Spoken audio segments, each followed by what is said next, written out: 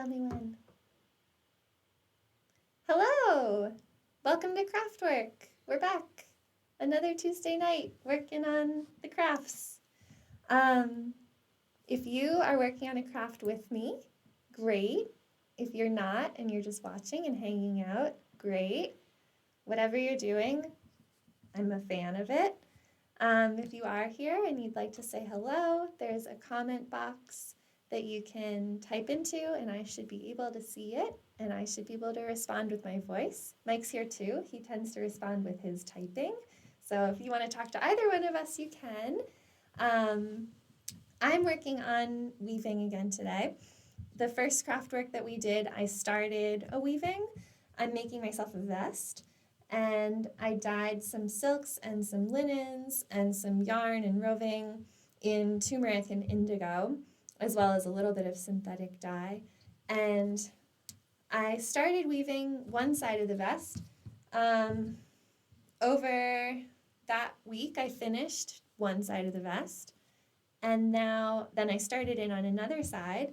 And tonight I plan to finish that so that everyone can see. If you're interested, you can see what that looks like to take a weaving off of a board like this. The loom I use is kind of particular. It's a plywood loom with nails on it. So the way that you remove the weaving from this loom is particular to this type of loom. If anyone has questions about other looms or this loom or weaving in general or really any textile or crafting thing, I'm happy to answer them. Please ask them in the comments. And yeah, I'm just going to start weaving and I'll talk to you all as you show up. I might repeat myself. Hello! I see I'm responding to a hi. I guess for anyone that watches this later, I'm not just like a freak.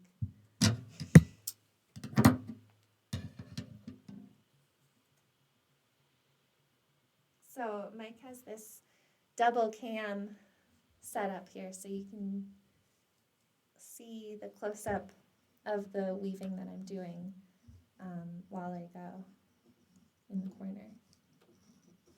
Oh, and now it's a single cam.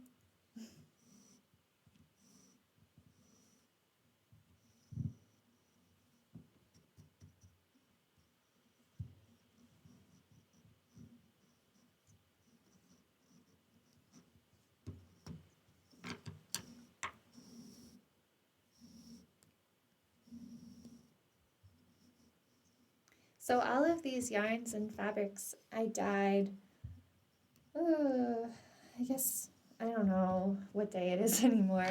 I guess it was like 2 weeks ago. Well, yeah, because it was right before, it was a couple days before we did the first Craftwork live stream. And we recorded the dyeing of that for a segment called Work Craft. If you go to our YouTube page, you can see a bunch of behind the scenes studio bits of dyeing and warping the loom and sort of all the pieces to this project that you're not seeing in the live stream. You can check out in Workcraft if you're interested. Hi.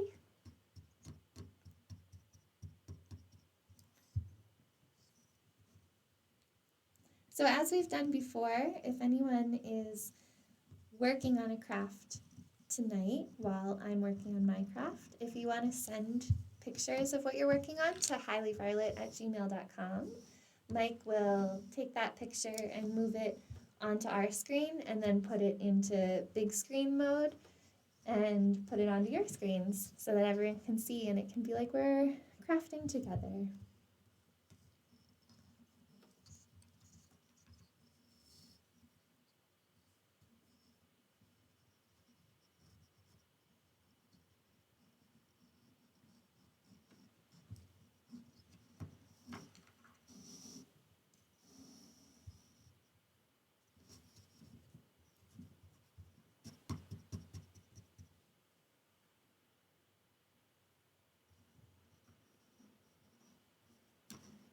I hope you can hear the sound of the yarn getting pulled through the warps. I feel like it's really nice and calming.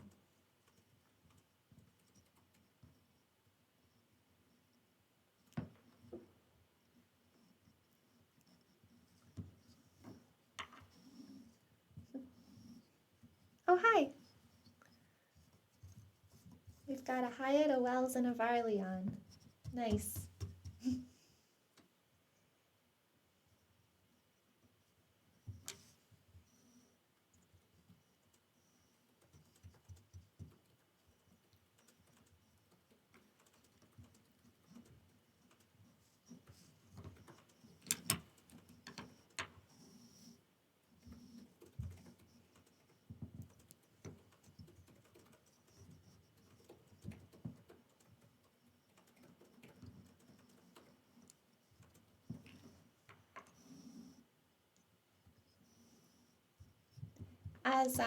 As Mike just shared in the comments, we do have one video of these fabrics and yarns being dyed in Workcraft on our page that you can check out. And there are more to come because there was a lot of dyeing involved.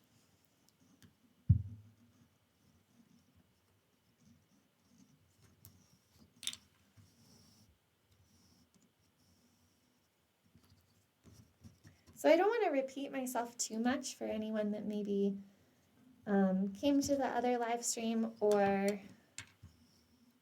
has watched it since from our first craft work, but I will explain a little bit this type of weaving that I'm doing for anyone that doesn't know. It is a version of tapestry weaving.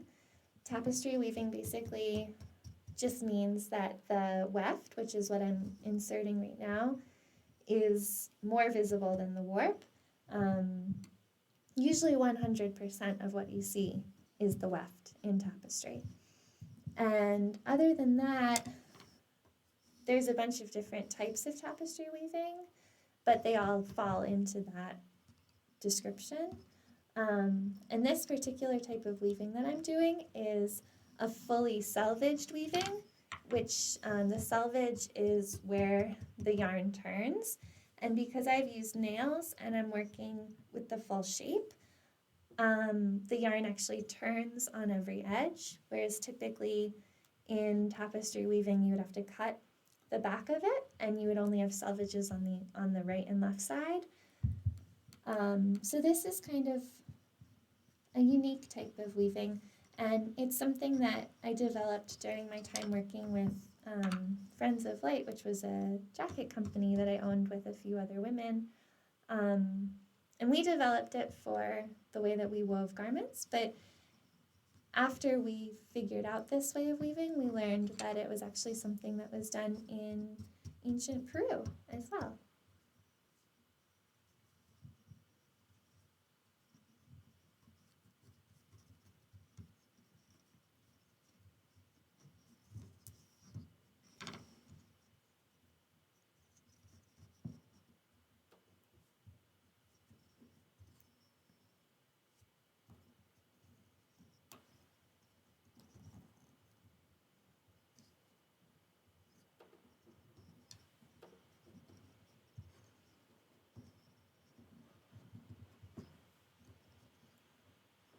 So last week on Craftwork, we did some marbling, which was a bit more interactive, and it was really fun. If anyone hasn't seen the marbling that we did, I'd recommend going back at some point and checking that out. The full stream is up on our channel, and Mike has called out a couple of the highlights. We ended up doing portraits, which is something that I've definitely never done. I don't know if I've ever even seen that done with marbling, but it was due to audience participation that happened, and I'm super excited about them. And I would encourage you to go back and look if you missed it. I think next week we might do something a little more interactive again, but this week I wanted to just take it easy, finish up the project that we started. That's something that I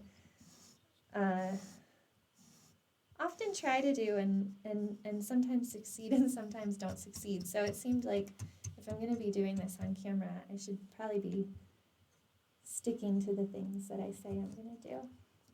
And it's also, it seemed nice to just sort of take it easy this week.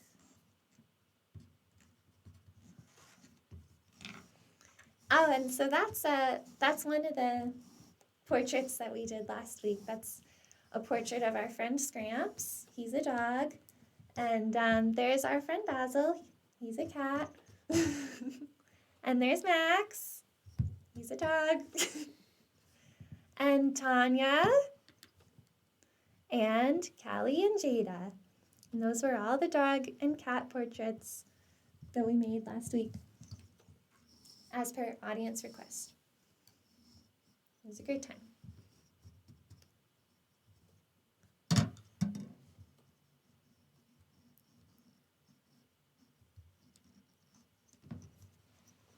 I feel like it was kind of a nice, I don't know, for me it feels nice to jump back and forth between this and that too, because the marbling is such a like quick gratification, you know.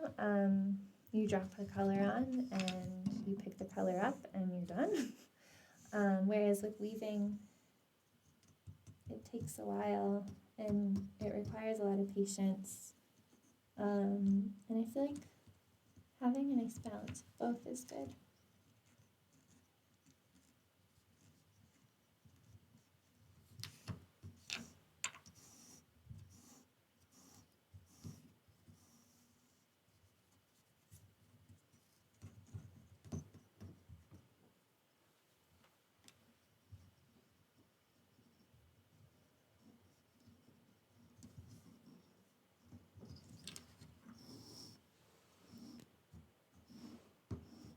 I know that some people had started weaving along with me 2 weeks ago. Amber in particular, I know that you were weaving and no pressure, but if you are still working on it, or if you've gotten to any point in your weaving, I'd love to see how it's going, and if you've run into any questions while you've been working on it, feel free to let me know. And if not, if you just worked on it during the stream 2 weeks ago and you've put it down, also, don't worry about it.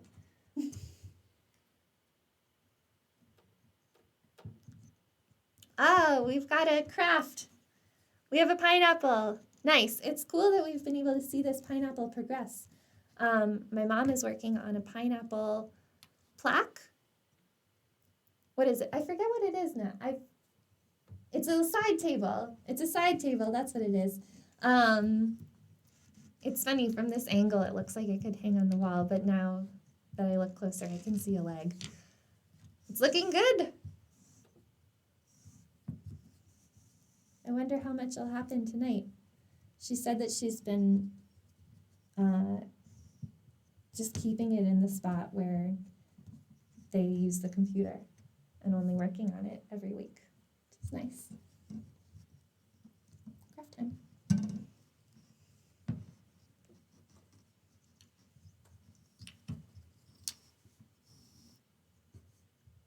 Oh, Amber finished her weaving. Nice. Will you send us a picture?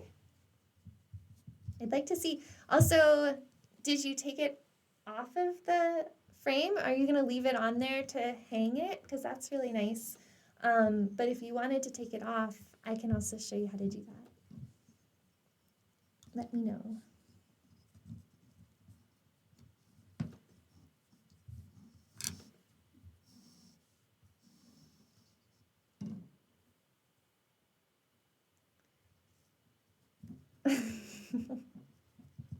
Okay, cool. I'm happy to show you how to get it off the frame. Let me know when you're ready. And yeah, send the picture over whenever you have the hands. We'll be here for a little while.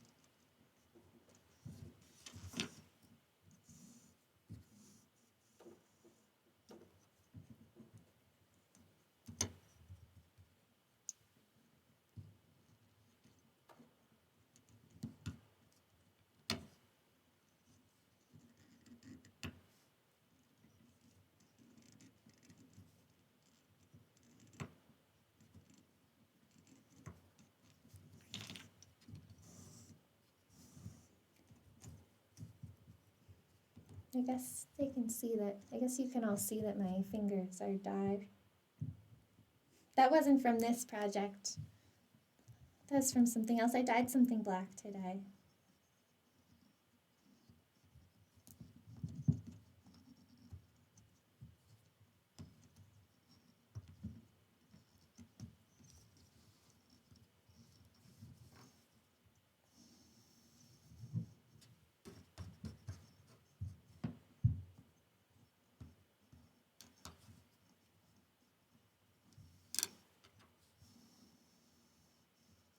So as I'm getting up to the top here, it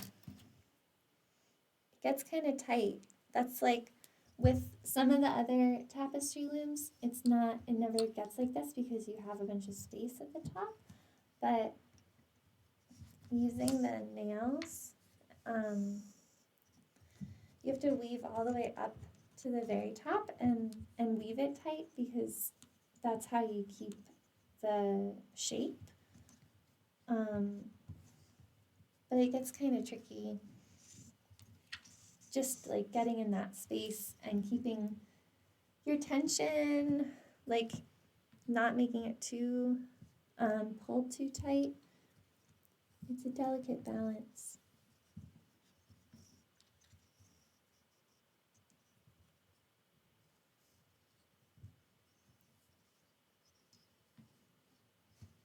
Like not over here, but more just in the corner where the nails are. And then as I get up into the triangle up here, it'll be a little bit of like figuring things out.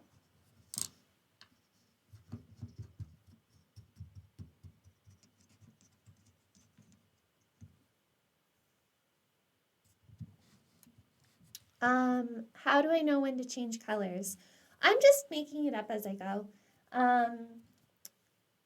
Yeah, I like just now I took the yarn off because I was running out, but I'm actually not ready to be done with that color yet. So I'm just going to take more from the same ball of yarn and thread my needle and then continue in that same spot. And then otherwise, like when I'm actually changing the colors, it's just because I feel like it. Like I made some triangles and some shapes in here, and that was just my own design decision.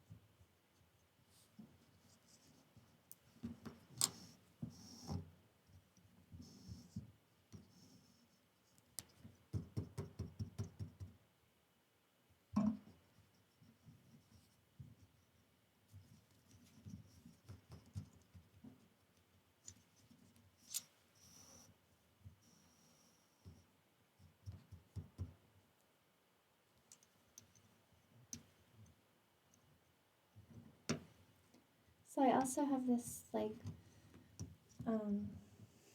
this extra warp over here that goes along the curve just to keep everything in place on that edge. And that's another added thing that I have to navigate when I get to that point. It's, with weaving, it's like, it all starts with a really basic structure, just over under, and you can kind of work with that forever. But then there's all these other complications that you can add to it, which I think is really nice. It's what keeps me engaged. It's a craft that's been around since humans have been around. There's like every single place that humans started, weaving started. It's one of those, like language weaving, ceramics, fire. Those are the things that people did first, just out of necessity. So there's all sorts of different traditions and ways of weaving and things that you can do with it. You could probably learn something new like every day of your life and never learn it all.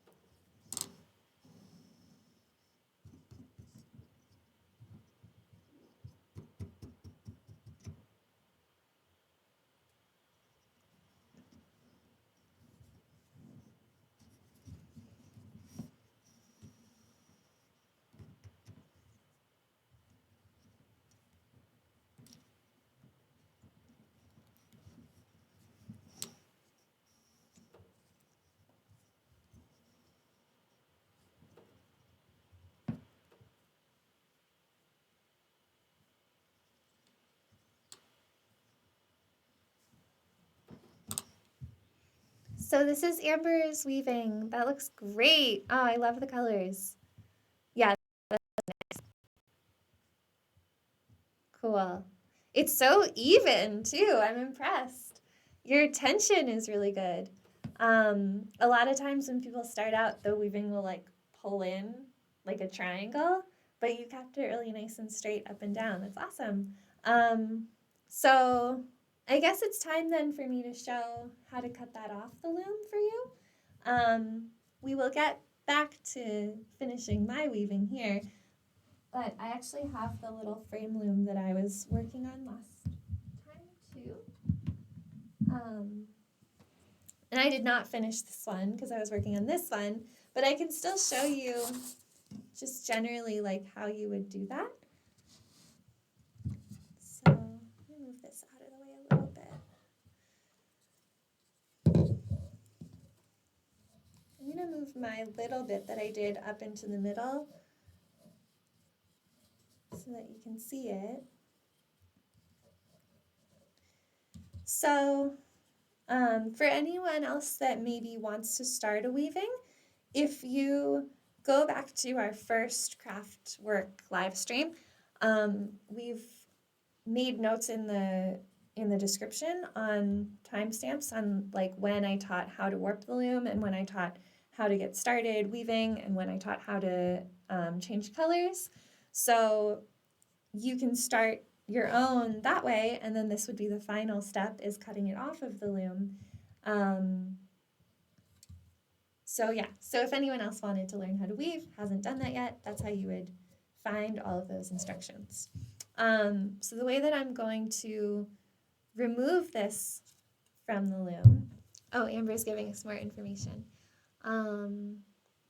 Oh, they were all hand-me-downs from your grams. Oh, that's really nice. Sweet. What a nice way to put them all together. Okay, so so to cut that off the loom, you're going to take the frame and put it on its face. So if you look in the zoomed in version, I have these empty warps that were just there for stability, right? Those are on the back, and then my tiny little weaving is sitting on the front. And I'm going to cut right against, or right across the back, just in the center.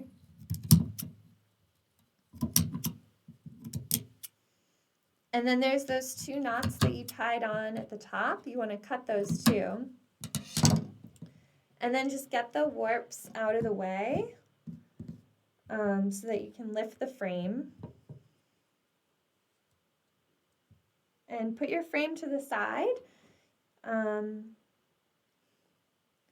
the actual weaving, you don't want to move it around yet. What we're going to want to do is tie little slip knots. So take like 2 or 3 warps at a time and make a overhand knot with those. Just trying to see how you can see this best. You're going to hold the center of that knot up so that you can slide it right up against the weaving.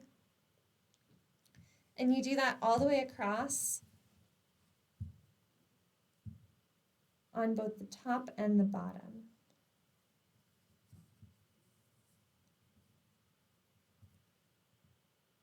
So I know I said don't mess with it. I'm going to be really gentle. I just want to show you what those knots look like.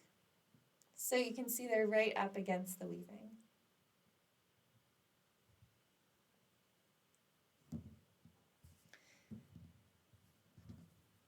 And then, yeah, you would do that all the way across the bottom.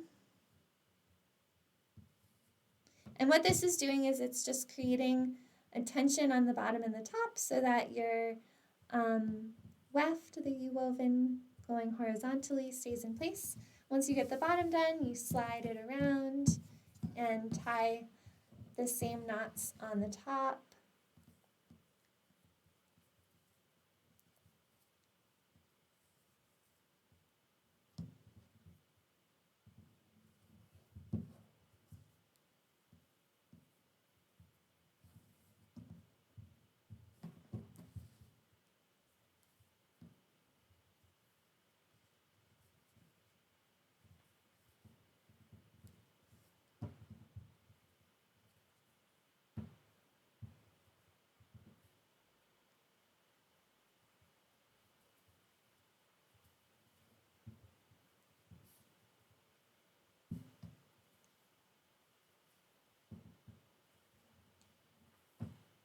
Okay, and then once you have those knots tied, then it's all secure. And this is so funny, it's so little.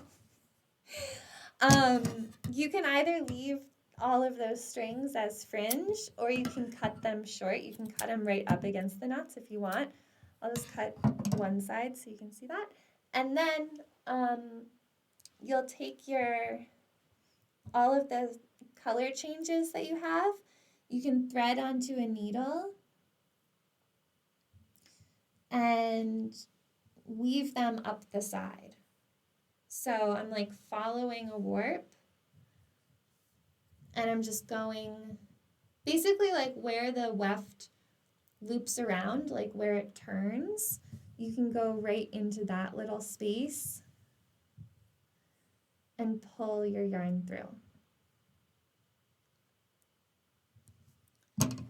And then you can just cut. And I'm going as far as I can because it's so little. You can go like eight or nine rows up and down. And you would do that with every little end that you have hanging off the edge.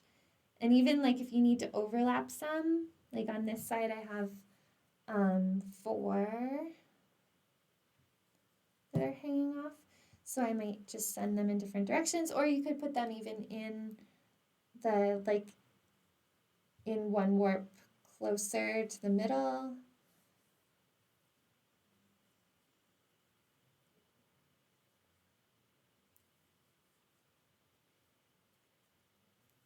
I guess maybe I should show this a little closer up. So I've threaded my yarn onto my needle, and then I'm going into the weft, right where the warp is. You don't see my needle on either side. It's going through the hidden part, like in between the 2 layers. And then you pull it through. And you can cut right against the weaving once it's through.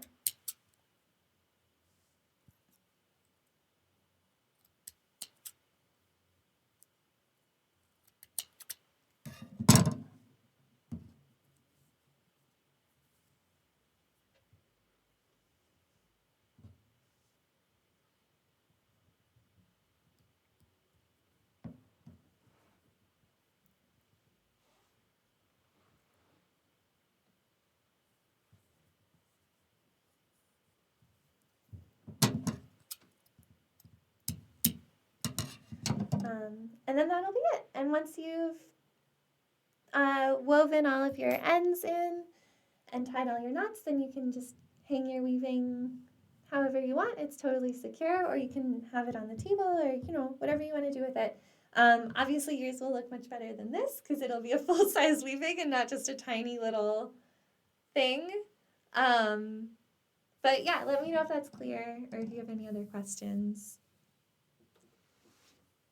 Yeah, here's the little tiny guy. He's kind of cute.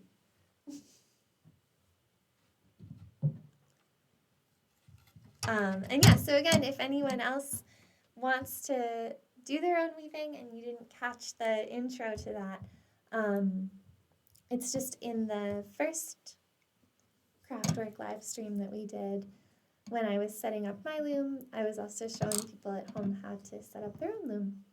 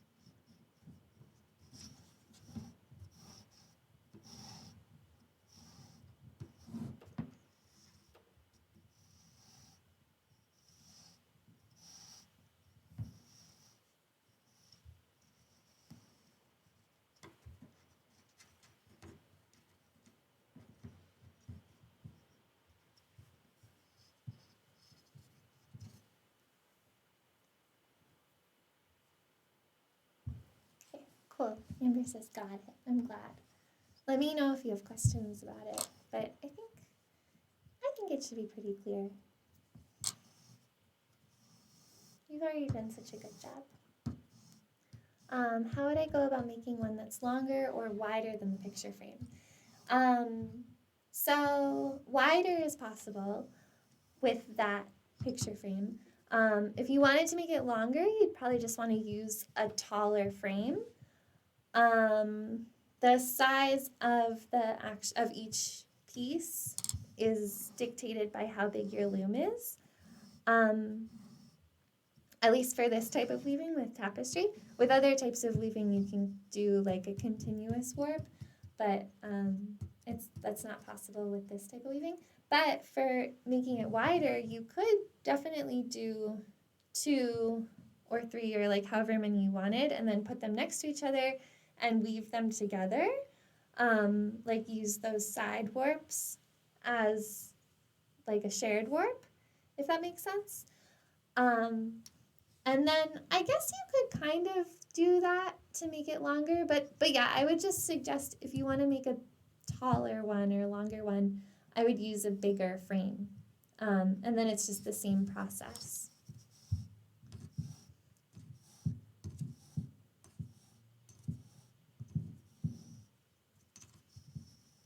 That's like always the question,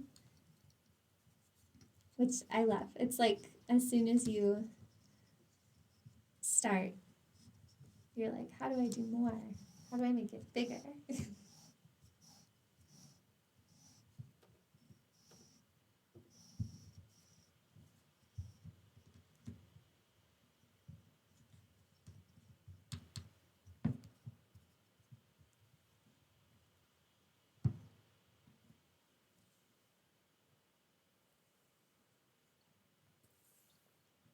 Switch back to my big needle.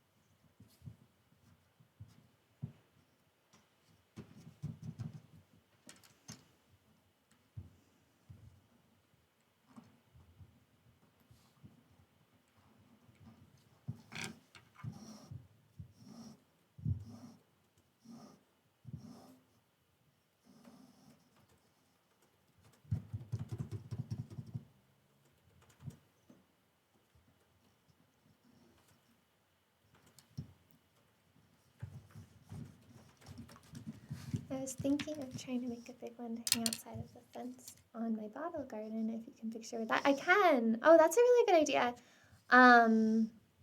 I guess you would just want to consider like what materials you're using if you're going to hang it outside. And just make sure you use things. Well, I mean, unless you're like going to bring it in when it rains and stuff. But you can weave with anything. That would look cool. I can totally picture that. And if like, I don't know, I'm sure you have ideas, but if you used like the colors that are in the bottles or in like the flowers that are around there, that'd be really nice. I love that.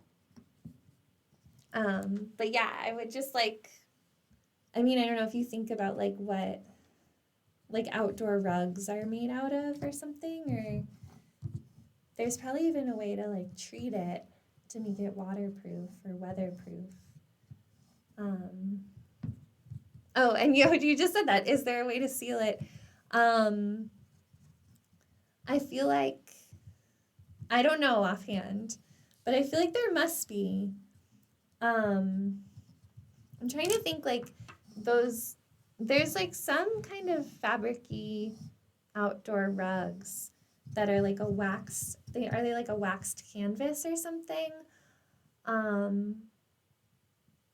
Or you could just use, like if you went to Home Depot and got that like outdoor twiny kind of ropey stuff that comes in all different colors, you could use something like that. Or like, yeah, and I don't know, I'm like blanking right now. Oh yeah, I have this cool woven rug that's poly based. Yeah, like something like that would totally work.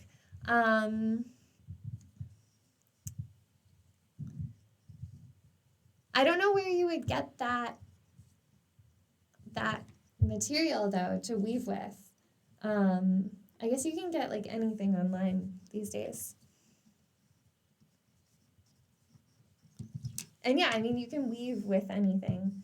So as long as you just used a warp that was like strong enough to hold whatever material you're weaving onto it, seems like it would work really well.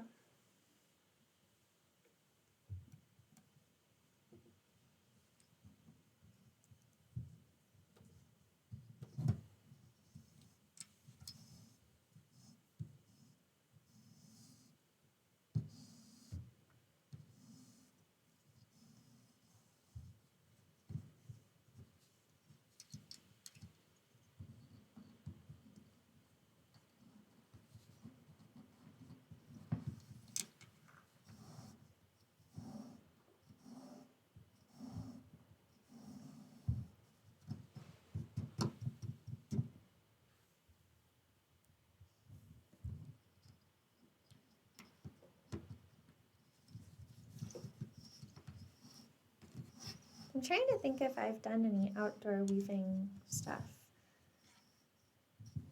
I feel like, oh, well, yeah, the first thing I'm thinking of is like, wasn't something that was permanent though. I did like some beach weavings with my friend Lila in Santa Barbara, where we strung a cotton warp between two trees and then we wove with like seaweed and tied rocks into it and like all sorts of things that we found on the beach. But that obviously didn't hold up to the weather and wasn't meant to. But yeah, I'm trying to think if there's anything that I ever made outside that was meant to stay outside. Laura's saying the rug I have is made of a tubular thread, so it's like an extruded straw but more malleable. Yeah, that sounds really cool. I feel like even just Googling that, like all of that information, I feel like would probably show something.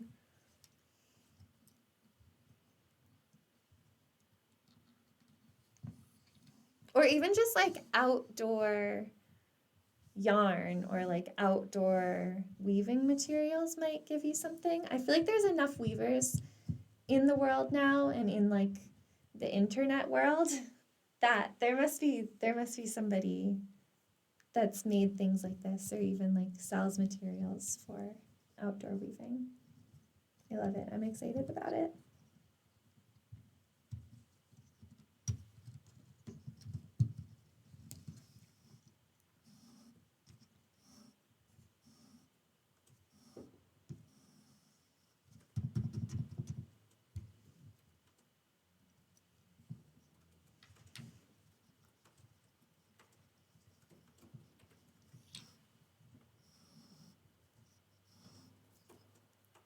Amber says we should deck out our roof. That'd be cool. We'd have to figure out a way to once we know the outdoor material, then we'll just have to figure out a way to stick it on the roof so that it's not blowing into the street. But yeah, we should be spending a bunch of time up there now. Full disclosure, we have not gone up since we filmed that 360 video. We were like, oh yeah, now that we're quarantined, we're going to be on the roof like every day. We have not been up there. But if it was all woven, that would definitely be a good reason to go up there. Aside from just like it being nice already.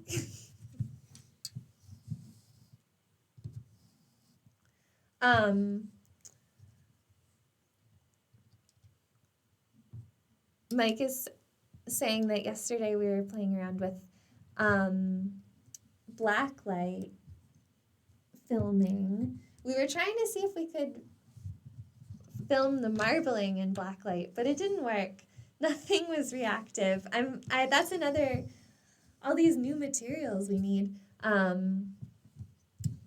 I need to see if there's any marbling ink that is UV reactive, because I think it would be really cool. But yeah, we had the weaving in this room while we had the black lights on, and the turmeric dye, like everything on here that's yellow, glows like crazy. It's so cool.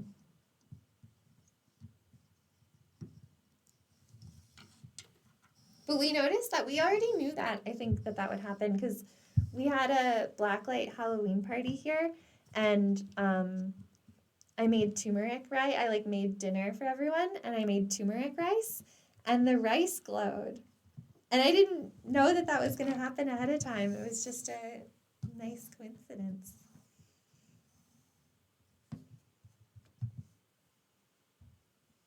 Mike's stealing my materials, so you can go take a picture of the blacklight.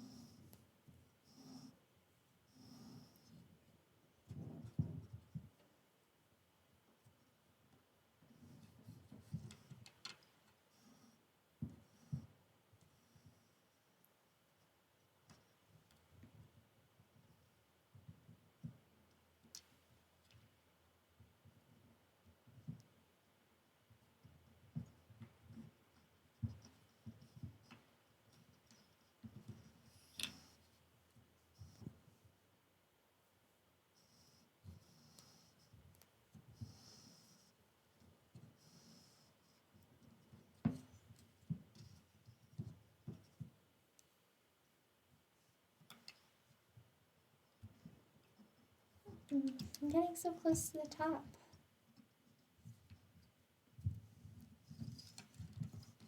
It's like, I still underestimate how long I think it's going to take, though. I left it purposefully because I thought it would be like maybe 30 minutes till I got to the top. I don't know. I don't know what time it is actually, so maybe it has been 30 minutes, but I'm still not there.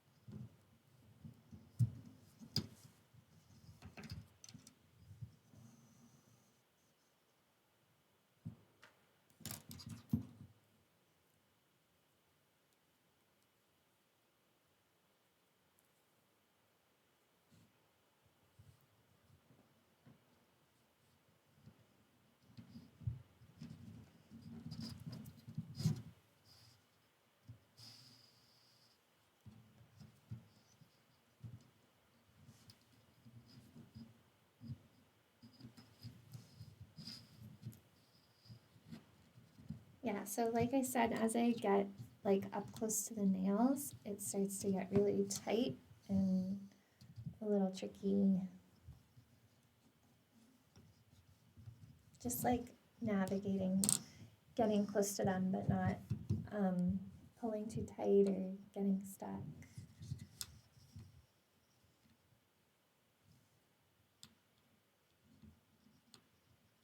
And that's why I switched to this little metal needle too.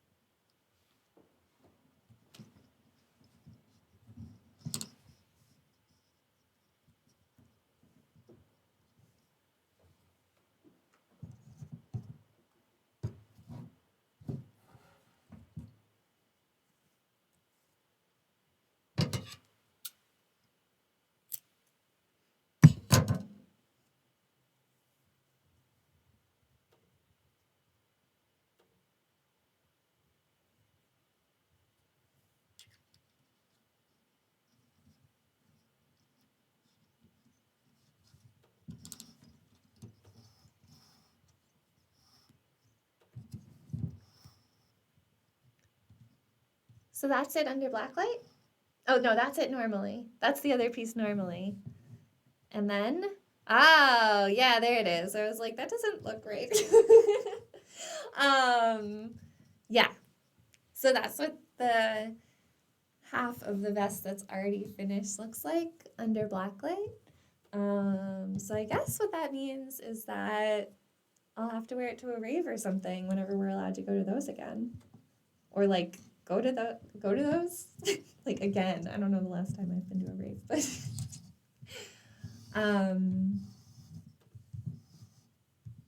yeah, it's cool. It's cool that it's like there's these black light specific UV paints that we got for that one party we had. And I don't know, that like sounds like a lot of chemicals to me. But then what this is just turmeric, which is really great for inflammation and the opposite of chemical. And yeah, I mean, I'm sure somebody knows like why it's UV reactive. There must be some sort of property in there, but it's a mystery to me. It's just magic. That got some people talking.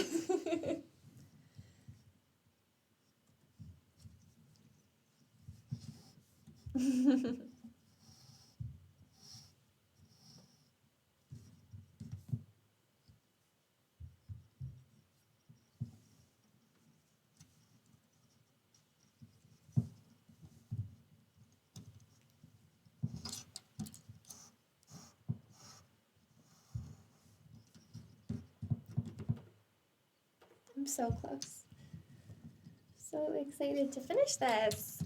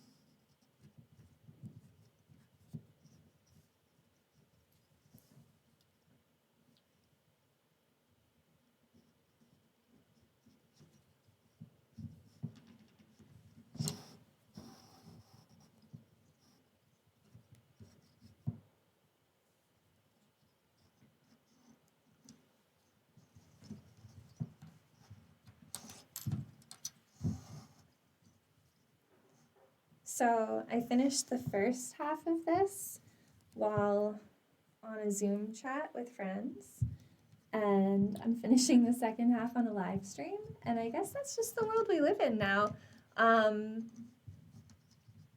It's like obviously strange, but it's kind of nice. I usually do my weaving in private, so I must feel even more connected while doing this work than I normally would.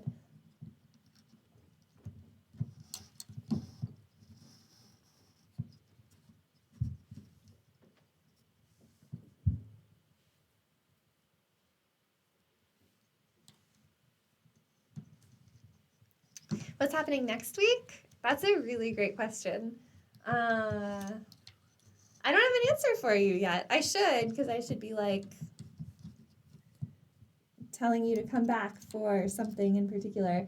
Yeah, I don't know. We haven't decided. We were testing last night for maybe some blacklight marbling.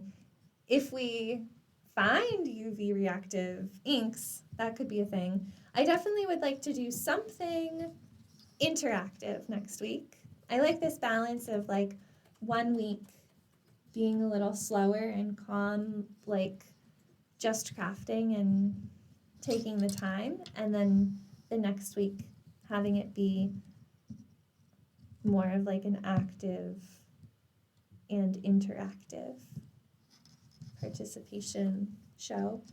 But yeah, I mean, I don't have an answer for you. Oh, Mike's asking if the chat has suggestions. That's a great idea. I was just going to say stay tuned for whatever I decide. But I like this idea of opening it up. Yeah, does anyone have anything that you'd like to see?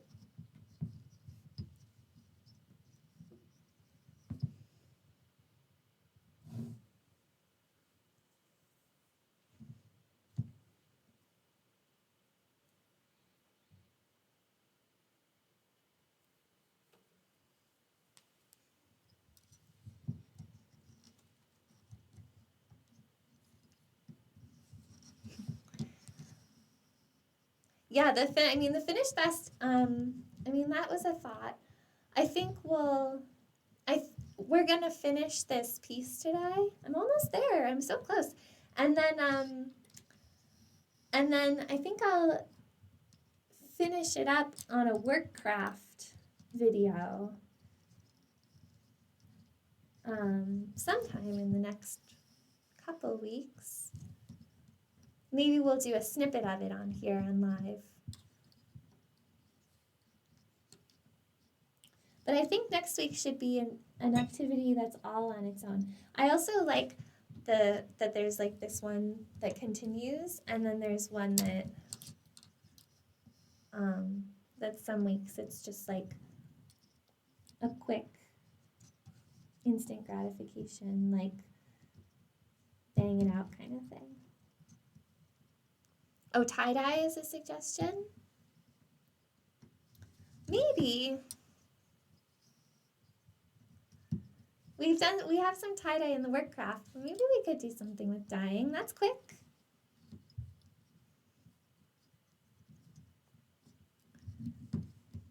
Yeah, if anyone has ideas of something they'd like to see in addition to tie-dye, let us know. Otherwise, we will figure it out. And, also we may or may not take your suggestions. I like to hear them, whether or not I use them. It's up to me. But yeah, I'd like to hear them.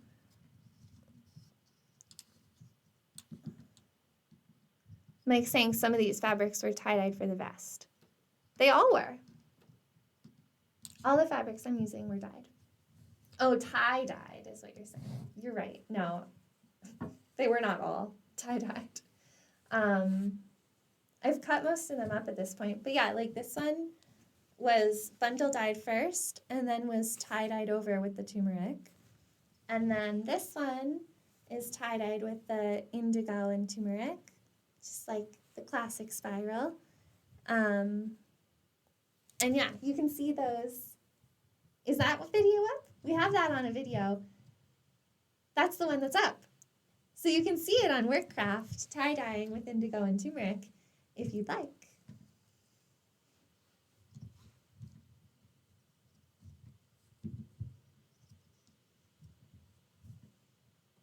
I just have that little bit at the top. I think I'll just use this skinny. I'm like trying to decide what's the best material to use at the top. I kind of want it to be fabric, but I think it's going to be really hard to get in there. So I'm just going to use this skinny yarn. Finish it up. Something with printing on fabric with leaves and flowers. Curious if you've done this before. Yeah, so that sounds really cool.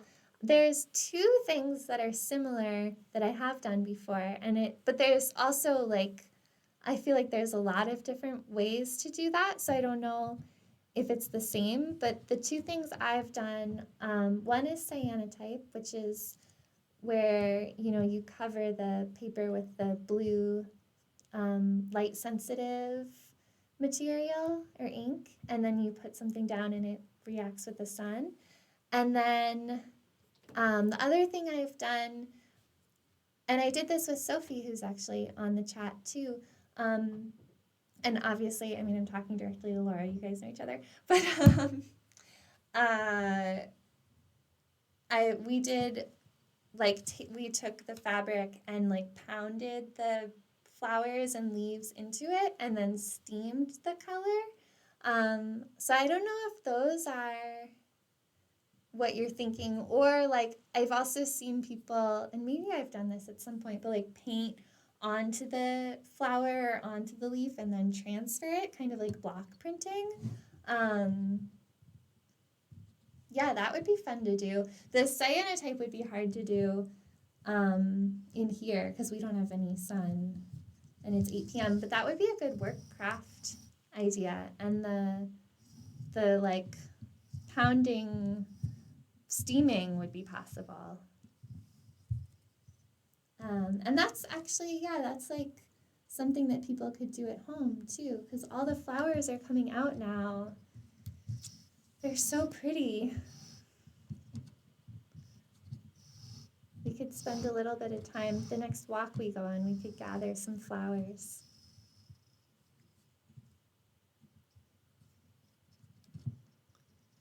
My mom's saying, oh yeah, leaf flower print. I feel like, is that something you've done? I feel like I could see you doing that too.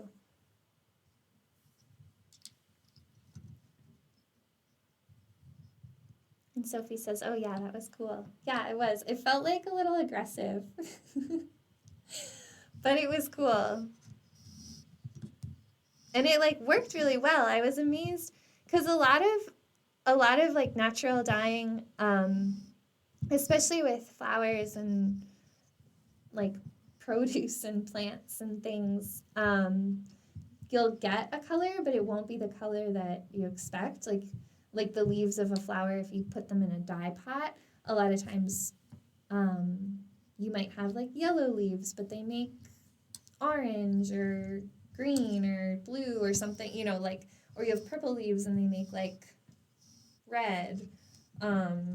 Just like what I'm saying is like it's not the color that it looks like, but when we were pounding the flowers and the leaves into the fabric, it was just like the color that you could see was what would transfer.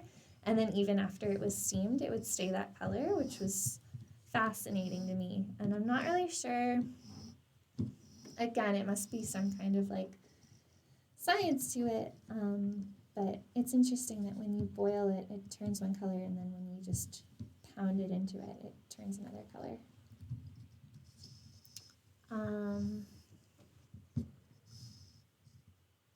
There's a lot of craft stuff that's hard to get right now because of COVID, so that would be a cool one to try. The one that with the flowers and leaves, yeah, I think that's a good idea because people can, since it's spring now, people can just go outside and get them. And yeah, a lot, like, even with the marbling, like, you know, that was part of why we showed the shaving cream and cornstarch options. They're not quite the same as using like the proper marbling size, but at least it was like something that people could do on their own right now. If you're looking for something to keep yourself occupied, and you lean in the direction of crafting, I like to be able to offer ideas to people that are things you can do around the house. I'm never really like, I have so many bizarre specific crafting supplies just like at my disposal at all times, so it's not usually something I think about. It's been a cool challenge during this time.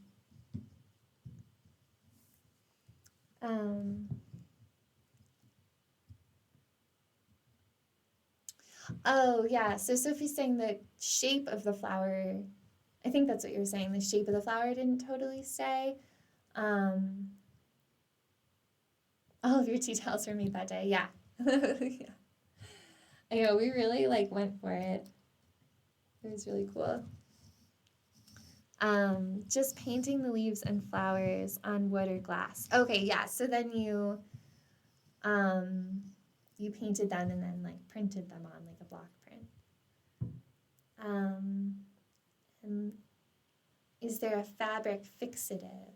Yeah, well, it depends on what you're using. So there's like mordants, so you can use like soda ash or alum, or even like vinegar or soy milk. Not like soy milk bought from a store with all the preservatives and stuff in it, but if you make soy milk like just with soybeans and water, those all act as fixatives for natural dyes, and also for some synthetic dyes. And so depending on like which flower or plant you're using, those could potentially work as a fixative. But really, I mean, it should be that the steam and like the heat and the steam is what should fix those colors. A lot of it is like trial and error.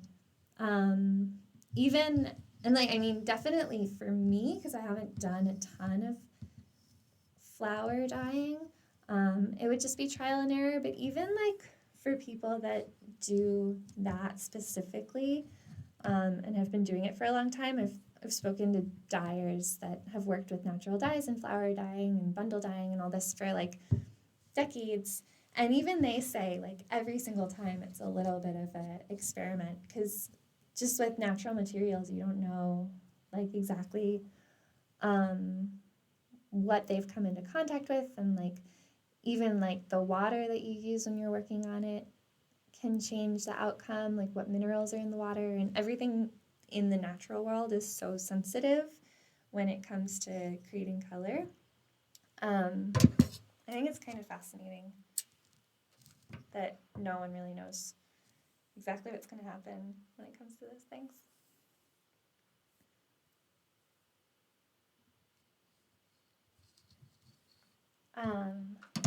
Sophie's saying I would like to learn more about fixatives in general, because every time I dye, it comes out a lot more faded once I wash. Yeah, with like natural dyes and synthetic dyes. With natural dyes, there's an element of like that will just happen. Some dyes stay better than others. Some are color fast for a long time and some are not. Some are really like wash fast, and then some have more trouble staying, like if they've been in the sun. Like even turmeric, I know, is one of those that will fade the more it's in the sun. But it doesn't matter necessarily how much it gets wet. And then others are the opposite. And then, yeah, so like different, I mean, I think it's fun just to like try out a bunch of different fixatives. And then heat is always, yeah, I see, can you fix with an iron? Heat is always helpful. But it's not always like the trick. But like heat and time, I'd say are the things I've had the most luck with. But yeah, I like that this is something that everyone's thinking about. I just finished my weaving. I just put the last thread in. I forgot to tell Mike that that's what was happening. So you missed that last little bit, but look, it's at the top. So I'm gonna take this off now. And I have to see where I tied on to be, oh, it was right at the top. I'm just gonna remove a couple of the nails that are like tied on, and then the rest should just be able to slip off.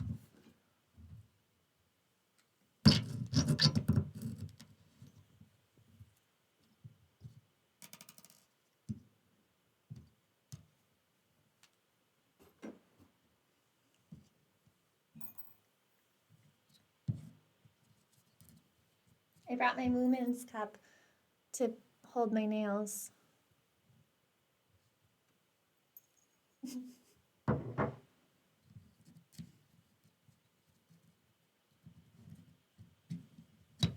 Actually, is it my Moomin's cup or Mike's Moomin's cup? It's Mike's Moomin's cup. He's pointing to himself.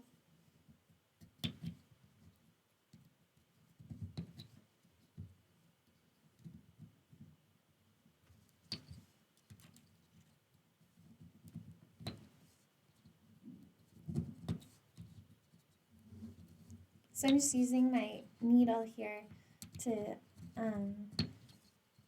pull the warp around the nail and pop it off.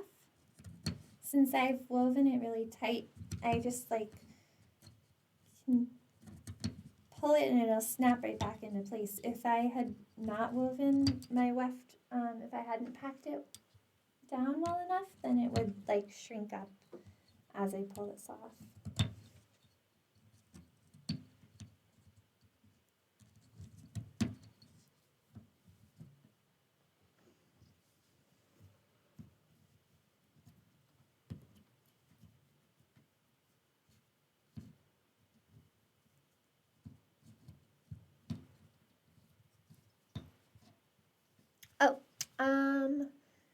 If you dye something and then put it in a dryer and then wash.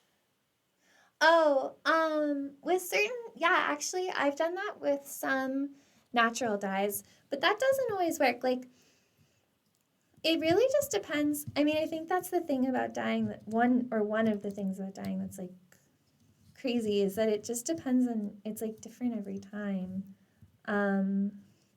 But yeah, sometimes heat setting it works. But I think like especially like if you're talking about like Procyon or synthetic dyes, the timing is the thing, and like the saturation. And also just like, I don't know, I kind of just always expect that my dye is going to fade like 5% the first time I wash it.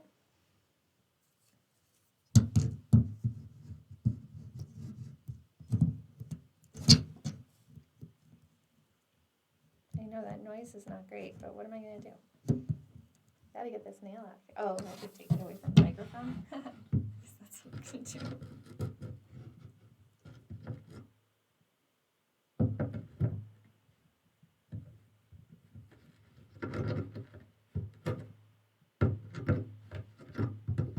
I don't know if I can get to that now.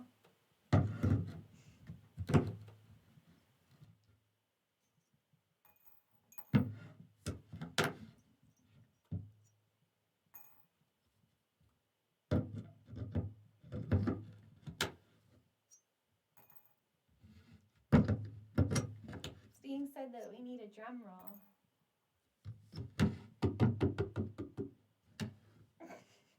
It was the most pathetic drum roll. Okay, I got it. Yeah, I mean, it's like, I guess there's not that much suspense here because it's gonna look the same. It's just gonna be off the loom.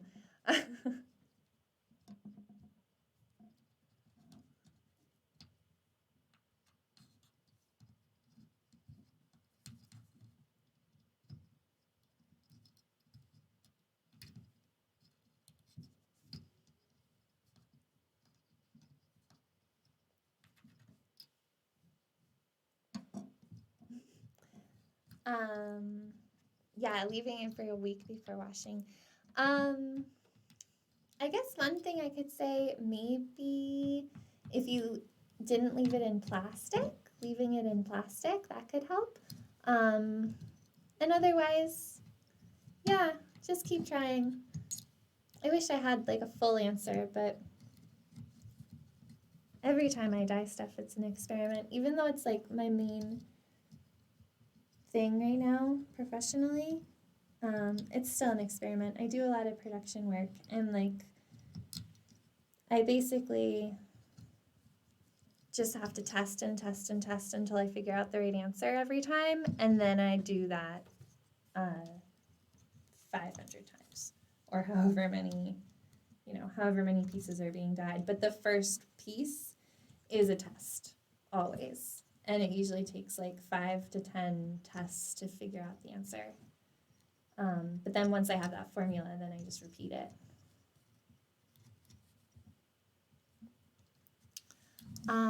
Will this be the second side? This will be the second side, yeah. I have the first one already done. And, yeah, there it is. So you can see that the my loom is still pretty much intact. I only took out a few nails to get where I couldn't get. And then here it is. So this is the side that was on the loom. So it's nice and flat. The other side has all of my little stragglies on it. This is the first half that I did. And what I've done on here, the reason that both sides are nice to look at, I've woven in all my ends, and that's what I'm going to do with this guy too. But here they are.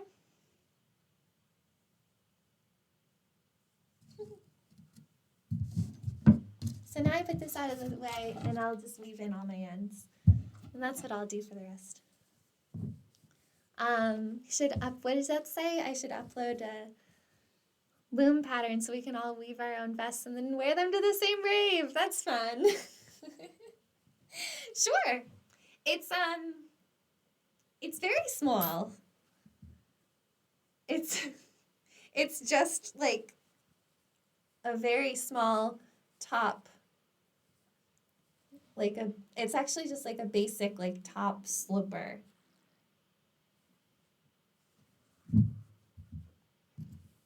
I like that idea. They'd all have to be dyed with turmeric, I guess, or anything else that we find out is UV reactive. I think I got some RIT dyes that are UV reactive too, but I haven't tested them yet. So I'm weaving in my ends now. So I'm doing the same thing that I showed just a little bit ago, but instead of doing it just on the edges, since I wove like all over the place, I'm gonna weave in just following down a warp.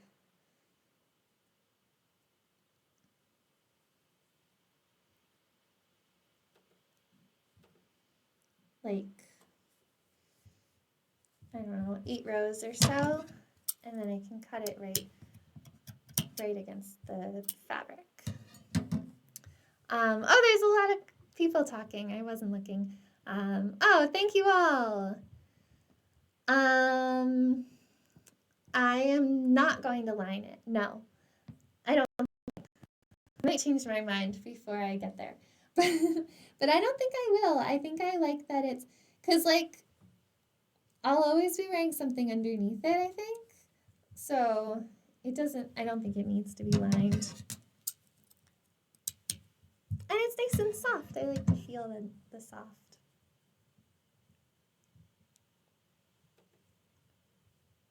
Oh, the pineapple, it's on its way. Is it done? It looks good. I love it. I was gonna say it has all this shadow to it, and I can see the little like pointy parts of the pineapple. Nice. If anyone else is working on craft projects, send them our way before I'm done weaving in my ends, and we'll share them on the big screen. I love seeing the progression, like the pineapple and the weaving. We've gotten to see little, well, I guess we didn't get to see the weaving till now, but I knew it was happening. But I love seeing like the little snippets and seeing how things progress too.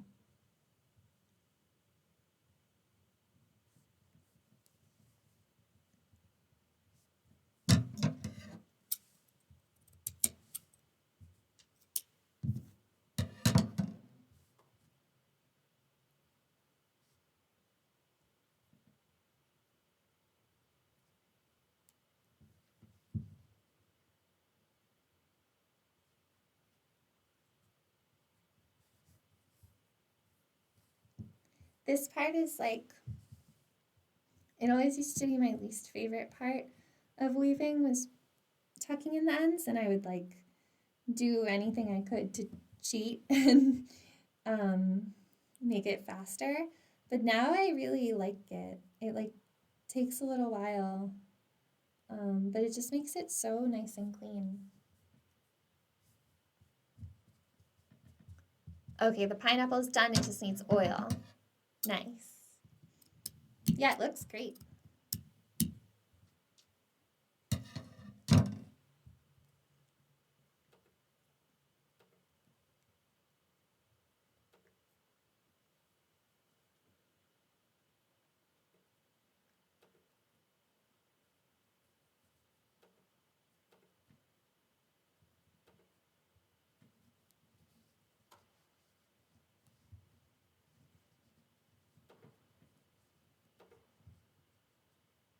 There's the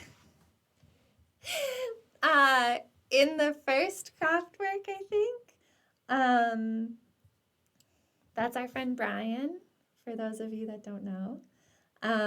My mom showed a picture of a bunny that she had painted, and then Brian really liked the bunny, and what has happened in the 2 weeks since the first craft work is that my mom sent a bunny card to Brian. So this is what can happen when you craft together with friends. Yeah, super cute. Brian's very excited, as you can see.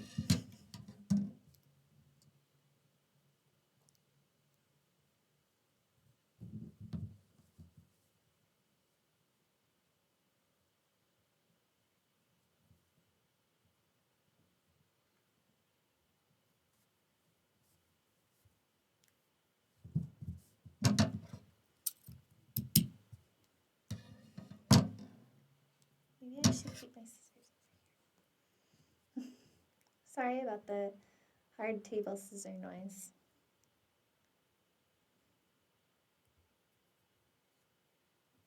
Still not used to having a microphone so close to me when I'm crafting.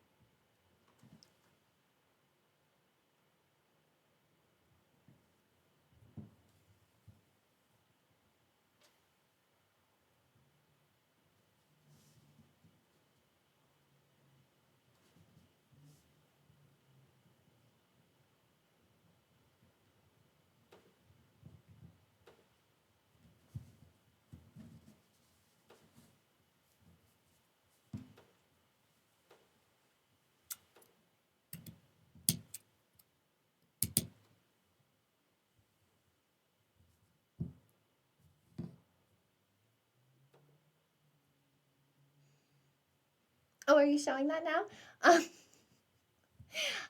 That we did this yesterday.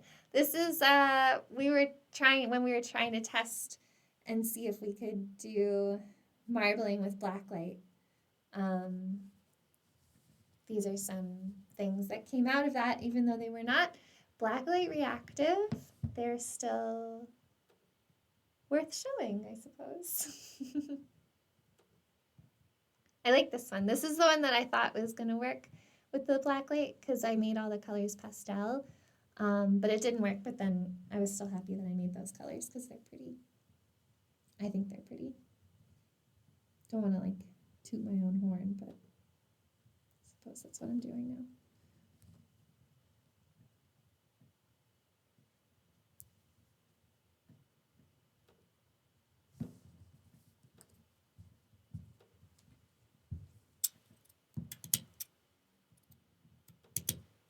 Where does that expression come from? Toot my own horn. Like you only toot your own horn. If you're like in a car with someone and you're tooting, like if you're the passenger and you're trying to toot the horn of the driver, that's what's rude. Mike's shaking his head at me, but like it's true.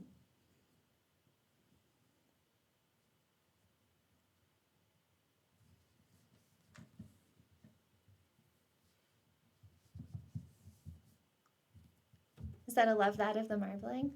Oh, a cat puzzle. Wow. It's coming along. That looks so hard. It's really, that's gonna be so cute when it's done.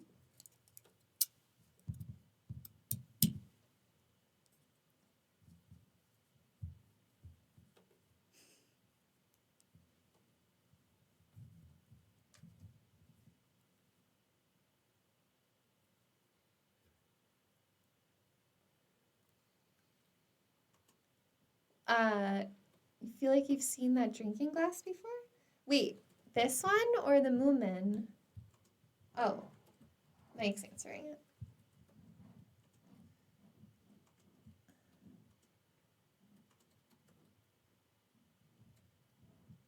This one is the Pepsi.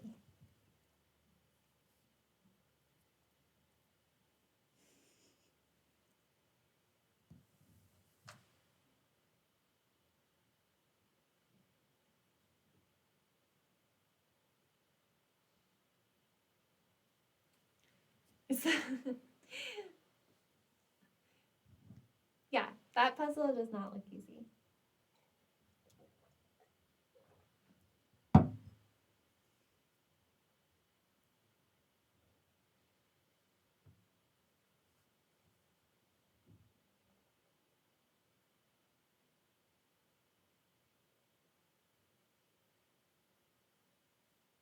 I feel like, are you gonna like shellac it when you're done? I feel like that's, usually I'm like, I see shellacked puzzles and I'm like, all right. fine. You did a puzzle. Good job. But like, I feel like that's one that deserves a shellacking, if any.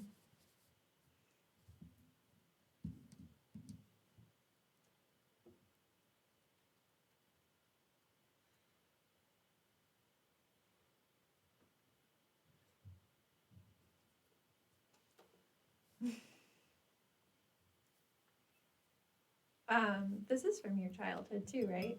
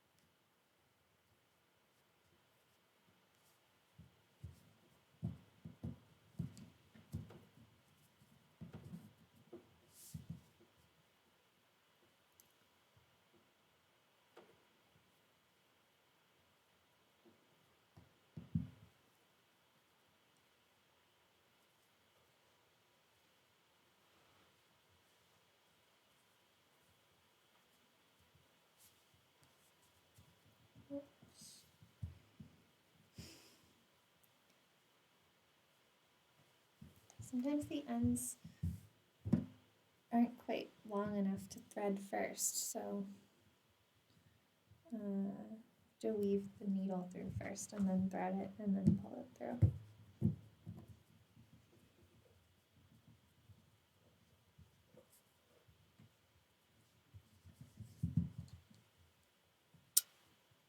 Did I dye my shirt? Yeah.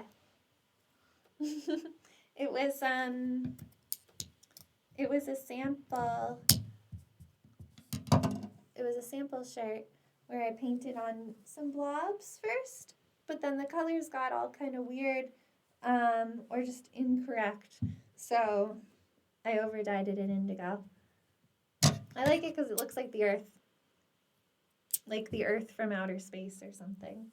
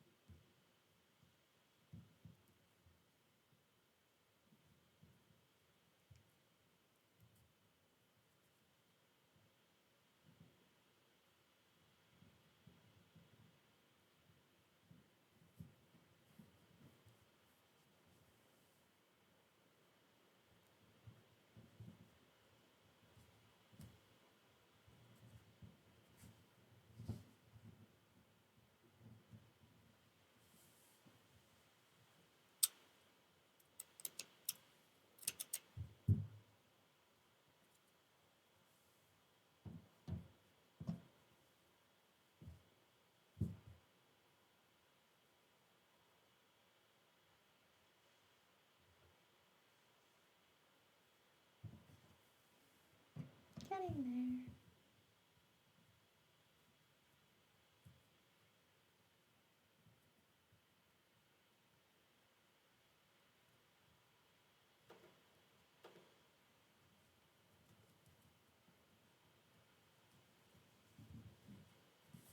Oh, you thought it was flowers? I could see that. I mean, it can be whatever you want it to be, I guess. It's really, I mean, it's just tie-dyed.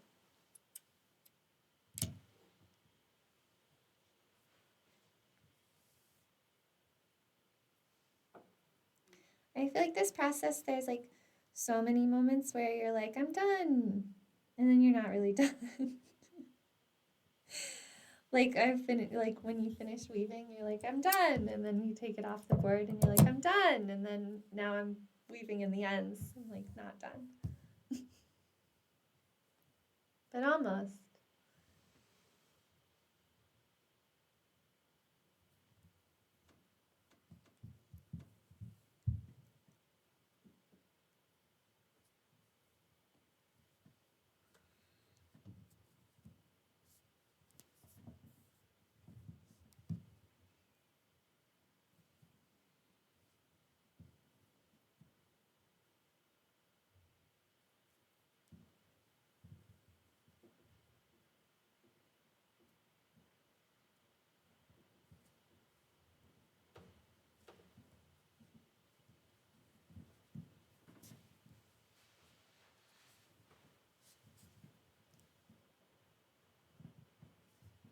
I'm almost there. I have like 15 more ends to weave in or something. Almost there. Maybe 5 minutes more. I have no sense of time. So maybe 5 minutes more.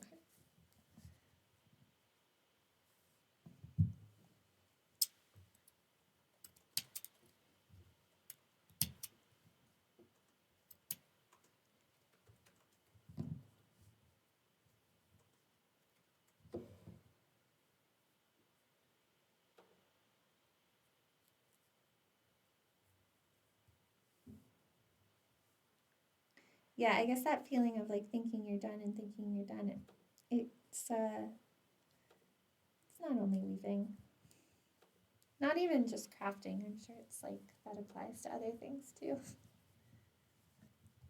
It's not necessarily a bad thing.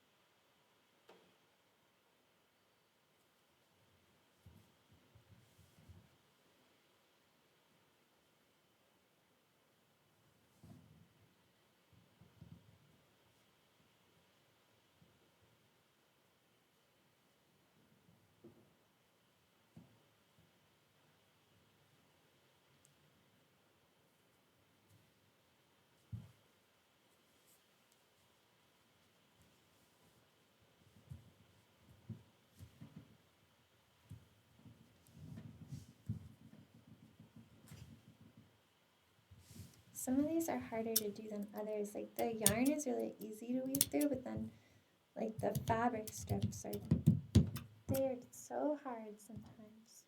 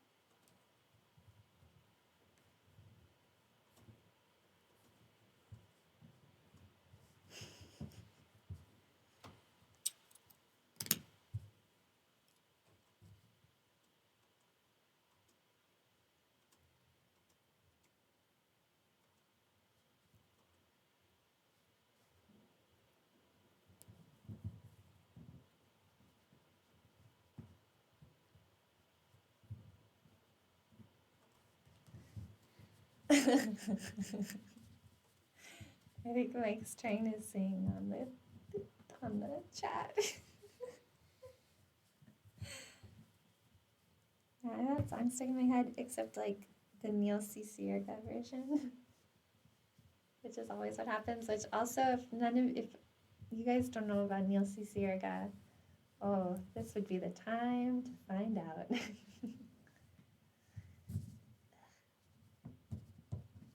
It's weird and good.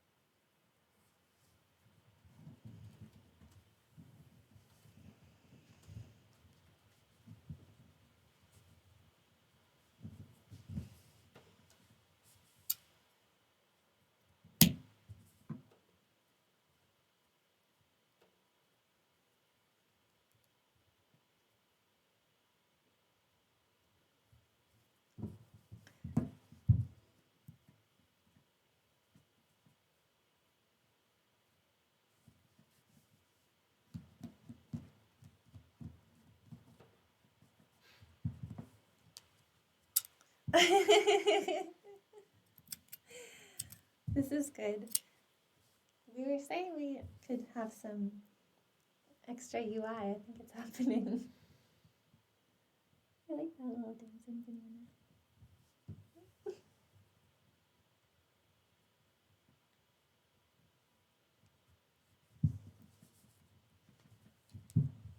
One, two, three, four, five. I have 5 fabric strips and 5 yarns to weave in, and then I'll really be done. Oh my gosh! How did you figure out how to do that?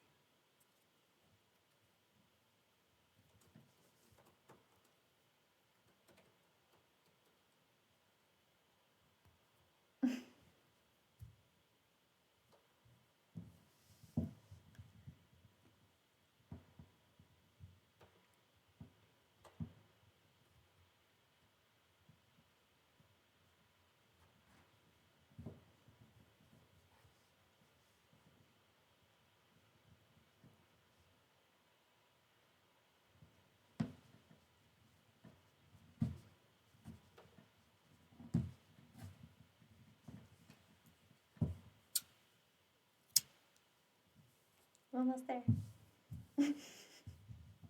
I just finished the all the fabrics. I have 5 more little pieces of yarn.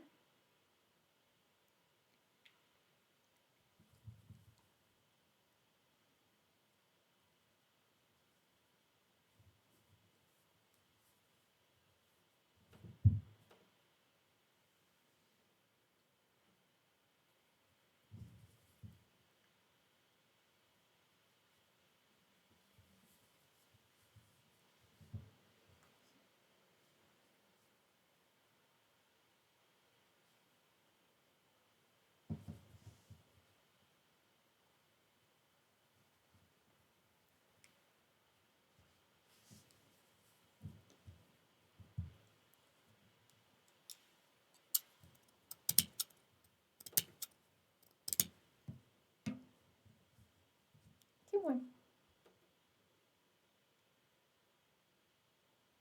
Thank you all for cheering me on with your little emojis and bananas and stuff.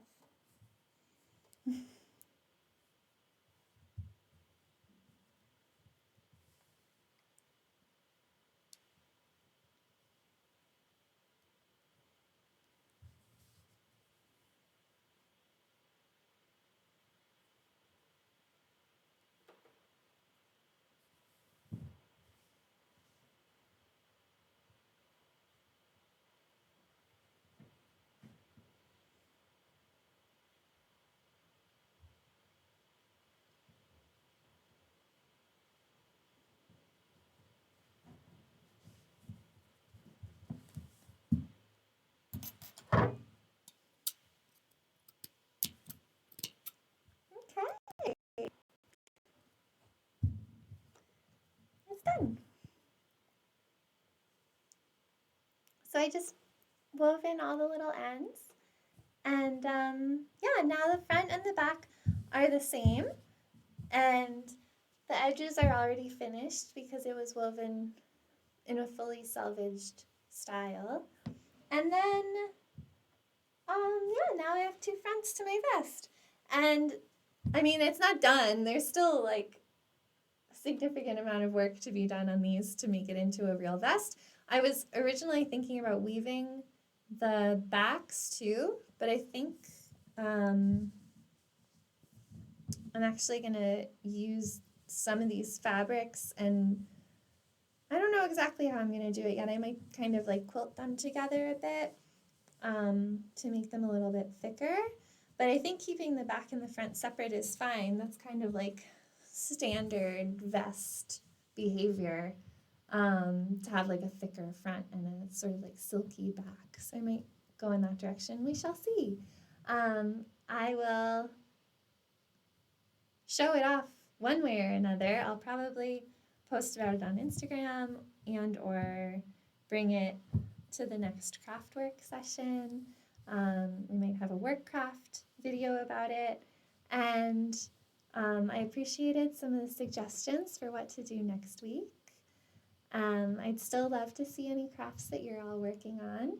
And we will let you know what's going to happen next week. I hope you tune in again. I hope you're all safe and healthy at home and enjoying yourself, crafting and doing whatever else you might be doing to enjoy yourself. If you haven't already subscribed, we'd love a subscribe. Press that little button. We're almost to 100 subscribers. And once we get to 100, then we can have youtube.com/Highley Varlet instead of the bizarre string of numbers and letters that we have now. So that's a big deal. And then once we reach that goal, we have other goals that we'd like to reach. Doing these videos during this time has given us some time to create content, figure out how to use our devices, interact with all of you, and yeah, unlock these levels, if you will, so that when we can actually go out and start walking like we planned, and like we're excited to do so, then we'll already have a head start on all of our tech stuff. So thank you to all of you for paying attention or not paying attention, at least tuning in, I don't know, using the chat as you did. However you interacted with this was great. I'm glad to get to interact with you.